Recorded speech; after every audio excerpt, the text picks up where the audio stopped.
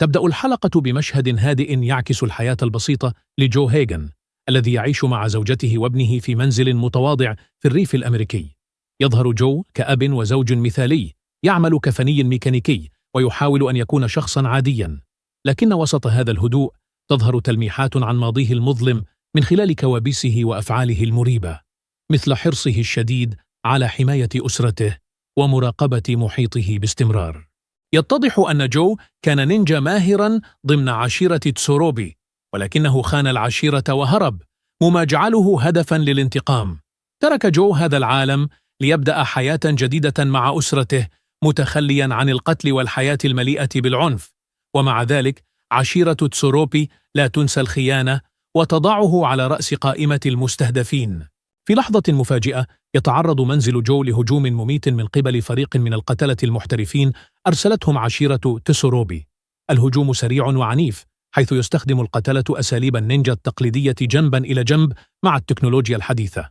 جو يحاول الدفاع عن عائلته، لكنه يفاجأ بمهارات أعدائه واستعدادهم. في مشهد مأساوي ومليء بالمشاعر يتم قتل زوجته وابنه أمام عينيه، مما يتركه محطماً نفسياً. بعد انتهاء الهجوم يترك جو جريحاً بين أنقاض منزله، بينما يسيطر الحزن والغضب على مشاعره. يتساءل عما إذا كان قراره بترك العشيرة والهروب منها هو ما قاد عائلته إلى هذا المصير المأساوي. في مشهد نهائي مؤثر يستعيد جو وعيه ويدرك أنه لا مفر من مواجهة ماضيه. يعود إلى مخبأ قديم يحتوي على أسلحته وزيه كنينجا، مما يرمز إلى استعداده للتخلي عن حياة السلم والعودة إلى طريق الدماء. يرتدي زيه النينجا ويعاهد نفسه على الانتقام من عشيرة تسوروبي. يظهر المشهد الأخير جو وهو يقف في الظلام محاطاً باللهب، مما يعكس رمزياً ولادته الجديدة كشبح كاموي. يبدأ هيغن بالتحقيق في سلسلة من جرائم القتل التي استهدفت نينجا سابقين تم الكشف عن هوياتهم. يدرك أن هناك منظمة تستهدف هؤلاء النينجا، مما يدفعه للبحث عن زعيم هذه المنظمة للانتقام لعائلته.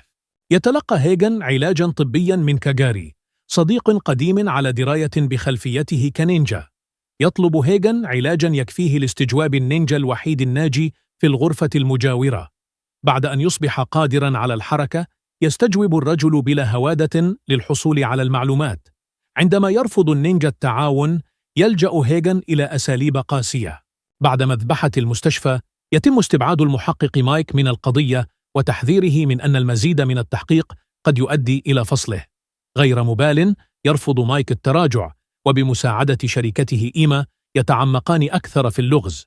يكتشفان أن عائلة جو غير موجودة ولا توجد في أي سجلات عامة، مما يضيف تعقيداً وإثارة للقضية. في ظل عدم وجود أي خيوط يقرر هيغن الاتصال بالمحقق مايك موريس للحصول على المساعدة. يتواصل مع مايك طالباً لقاءً للإجابة على بعض الأسئلة الملحة. على الرغم من محاولات إيما لتتبع الموقع يتجنب هيغن المكالمات بمهارة، مما يشير إلى خبرته في هذه اللعبة. يقدم مايك موقعاً ويتم ترتيب لقاء بينهما. يلتقي هيغن جو لوغان بالمحقق مايك موريس. خلال اللقاء يضغط هيغن على مايك للحصول على معلومات حول سلسلة الجرائم التي تستهدف النينجا السابقين. مايك يبدو متردداً، ولكنه يبدأ في الكشف عن بعض التفاصيل، مشيراً إلى الطبيعة الغامضة للهجمات دون أن يدرك أن خطورة الموقف على وشك التصاعد. بينما يستمر الحوار بينهما يهاجم نينجا غامض المكان بسرعة خارقة. النينجا يظهر مهارات استثنائية، حيث يتحرك بخفة وسرعة تفوق قدرة البشر العاديين. يستخدم النينجا أسلحة تقليدية مثل الشوريكن والسيوف القصيرة، مما يجعل المواجهة مشحونة بالخطر. مايك كشرطي متمرس يحاول التصدي للهجوم مستخدما مسدسه، ومع ذلك يظهر النينجا قدرة مذهلة على تفادي الرصاص بحركاته السريعة وتكتيكاته القتالية. في لحظة درامية يصاب مايك إصابة طفيفة من النينجا، مما يجعله في موقف دفاعي. يدرك هيغن أن الأمور خرجت عن السيطرة ويتدخل لإنقاذ الموقف. على الرغم من إصابته السابقة وتعافيه غير المكتمل، يظهر هيغن مهاراته النينجاوية القتالية الفريدة.